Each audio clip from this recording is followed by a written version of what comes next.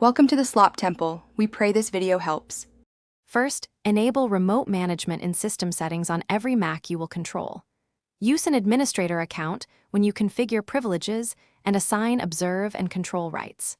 Next, ensure network firewalls permit TCP ports 3283 and 5900 for ARD sessions.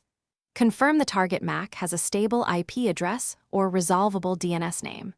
Finally, add computers to Apple Remote Desktop by IP, DNS name, or by importing a CSV list with addresses and credentials. Open Apple Remote Desktop on your Mac and select the target computer from your list.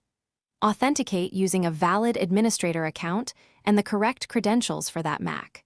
Start with Observe mode to view the screen and confirm the desktop state before interacting.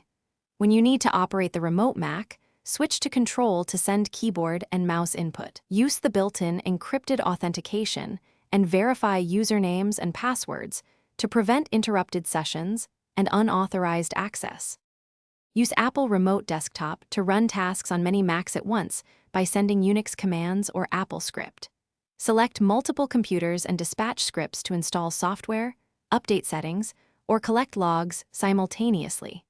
Transfer files by dragging them to a selected computer or by using the Copy Items command for staged deployments. Run reports to gather hardware and software inventories and export results to CSV for auditing. Schedule recurring tasks to maintain consistency and reduce manual administration time across your fleet. Thanks for watching. Consider subscribing if we helped you.